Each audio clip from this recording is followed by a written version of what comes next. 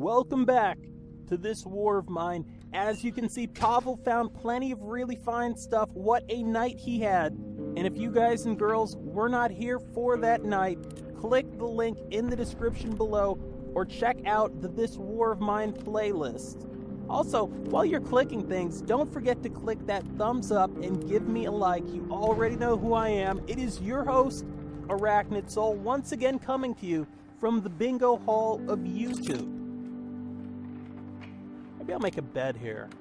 I don't know how anyone slept last night. I think they all slept on the floor, so I am going to make a bed. I'm going to put it down here in the cellar. And I'm going to let everyone enjoy the gameplay and enjoy what I'm doing here. I'm going to talk slightly about it, but I want to talk about something else. I've been playing this game a little bit now, and I've noticed that they've done something really awesome in this game. Now, in the previous video, one of the things I talked about was the awesome art style. I mean, this is a world where everyone's depressed, everyone's trying to survive in a war zone and keep morale up at the same time. Strangers have been forced to coexist and live together and depend on one another. And they really capture that with the 2.5D art style, with the lighting that they have and the stencils and the fact that the colors are somewhat muted. But another thing that I noticed was the time period of this game. They've done such a brilliant job with that aspect. You really can't say that this game takes place in any certain time period or doesn't. I mean, we might be looking at the 1940s here. We might be looking at 2014, 2015. You really can't tell. When you look at the weapons they have, when you think about the fact that there's a radio that they can communicate on, you really can't say that it doesn't take place in any time. So we're going to give Bruno something to eat here. Bruno's a cook, so he's not too happy with eating that raw food. Let's see what else we can craft here. Don't think we need the moonshine still yet. Metal workshop. That actually makes sense. Make the metal workshop. Maybe I'll be able to make some weapons or some tools. In the previous episode, and we'll get you some cigarettes, Bruno. Hold on. In the previous episode, you remember when I sent Pavel out, and he was in that place, he's digging through all the rubble, and the struggle that he had getting through there because he did not have a shovel. So what I'm going to try to do after I make this workbench is hopefully it will allow me to craft a shovel.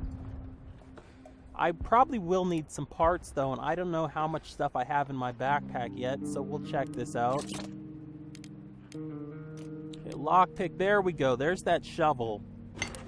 That is going to make tonight a lot easier.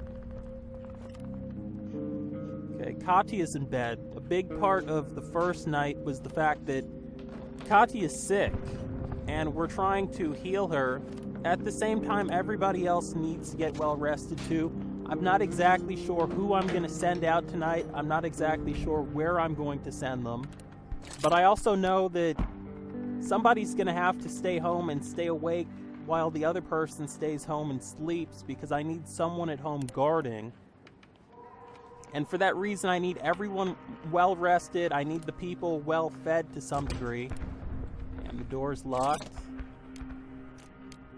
Well, when you have a locked door, it does make sense to use a lockpick. Bruno's tired, so we've got him in bed. Katya's sick, so because we only have one bed, we're just going to put her in that chair in the kitchen. I guess it's the kitchen. La cocina. And we're going to pick this lock here and see what's going on in this rubble pile and then what's going on in the closet behind. Yep. He's glad he has the shovel, and so am I. That is going much faster than it did last night. I mean, much faster. It feels like it took 2 or 3 minutes last night to dig through a rubble pile that was pretty much the same.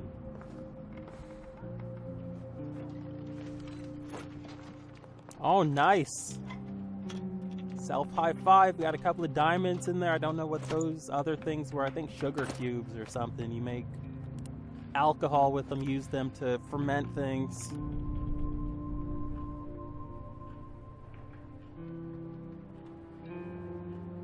Okay, so if I look around the house, it looks like there are some more rooms that I need to go into and inspect. Have I been in this room yet? Not sure. I can't remember if I went in there in episode 1. So I'll check it out now. We'll see what's in this closet. We found good stuff in the last one.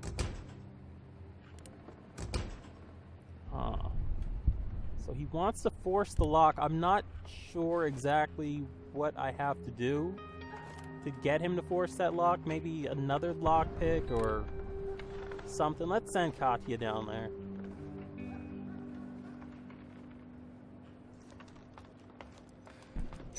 The game plan here is I want to send probably Pavel out again tonight.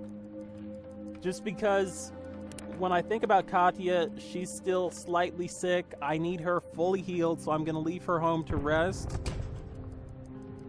Bruno is a cook, but he's a pretty big guy, so I'm thinking, okay. And I can't get in that lock either. Speak of the devil, Bruno's up. Bruno looks like he's full. He's not tired anymore. He's going to be ready to be a good bodyguard tonight. That is exactly what I'm going to do. I'm going to leave Bruno home. I'm going to let Bruno guard. And as you can see on this map, it's going to let me select where I go tonight. And over on the right, it's going to give me some information on the different places. Let Pavel scavenge. Bruno's going to guard. Katya's going to sleep in the bed. Hopefully that helps her recover a little bit. We went to the shelled cottage last night, so maybe we'll check something else out. Let's see, the garage, or the garage for the people in the UK.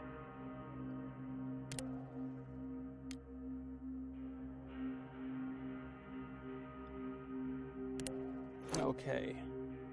Decrepit squat. So there's going to be people squatting here. What do I need to bring with me in my backpack? Obviously, I'm bringing the shovel. I don't know that I need that much water, but I will bring some water just in case. And maybe I will take a diamond. People are like, no, don't take the diamond. He's going to lose the diamond. But the reason I'm taking the diamond is because I've seen my friend play this, like I said. It was a ruin before the war, now half the city looks like this. Price of war. But in any case, I've seen my friend play this game before, and the reason I brought the diamond was just in case there is someone to trade with. The diamond's pretty valuable, so hopefully nobody takes it from me. Always have to be cautious and look through the keyhole first before you go into a room.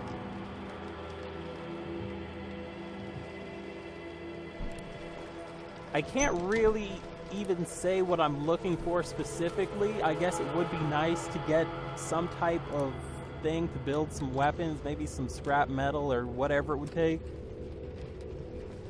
Obviously, the people are going to be hungry, so I need to come back with some food too if I can. This looks good so far. It's quiet. I don't see any heartbeats on the screen anywhere. I haven't seen anyone moving around.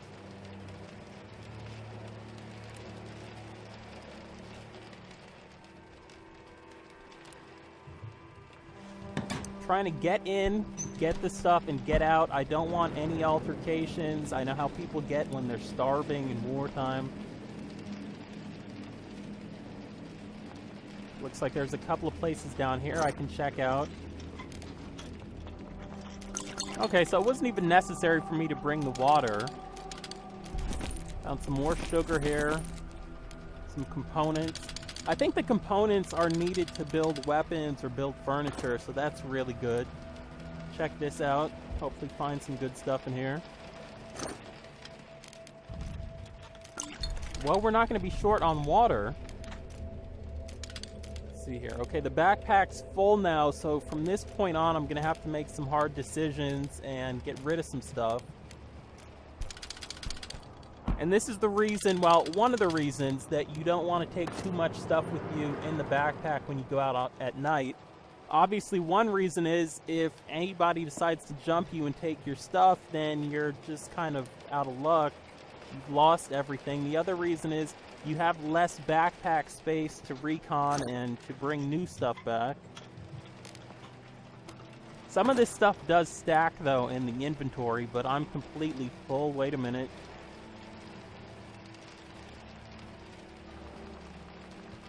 And I think that was a woman over there. I don't know. The door's locked, though, so... or boarded up, so I can't get in that way.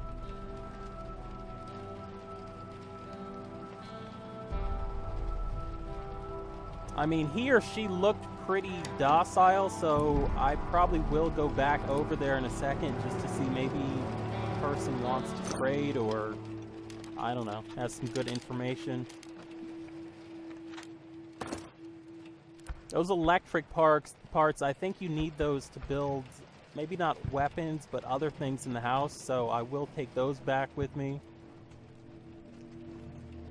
Gonna try to check as much of this house as I can. Obviously, there's a timer. I need to get out of here before a certain time, or I'm gonna be stuck out in the war zone as the sun's coming up, and that's not gonna be good. Can I get through here?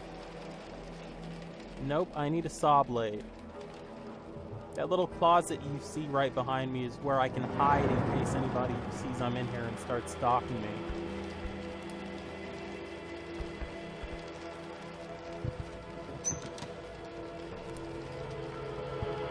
Okay, you guys can pause and read that if you want to.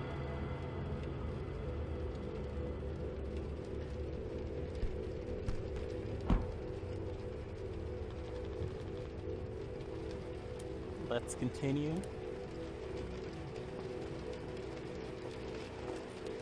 Okay, I'm gonna go in here. I'm guessing maybe the woman or the guy down there is gonna be able to see me.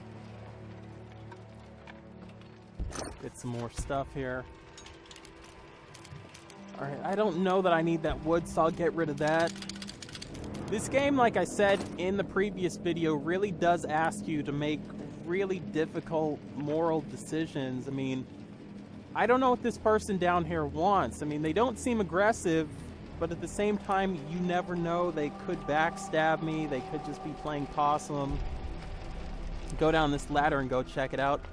At the same time, maybe they'll want something, and maybe I don't want to share it with them. Good evening, sir. I'm very hungry. Could you help me? I have literally zero food on me. I have sugar and water, but... Okay, so this is a guy I'm dealing with. I have sugar and water, but this guy wants real food. I can't make a deal because I don't have any food. Well, maybe next time. Damn. Wow. You didn't seem like such a heartless man, he's saying. And now he's telling me that he's gonna die without food. And the messed up thing is, I feel really bad about it. I wish I had some food to give him. And there's actually no place in this house that I haven't searched, so it's not like I'm gonna find any food in here. Can't eat a diamond.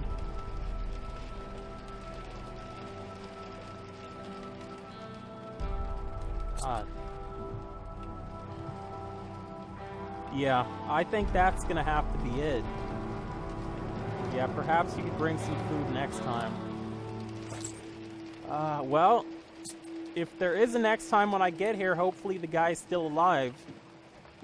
In any case, we're going to head back. That concludes episode number 2. Go check out episode number 1. Do not forget to follow me on Twitter.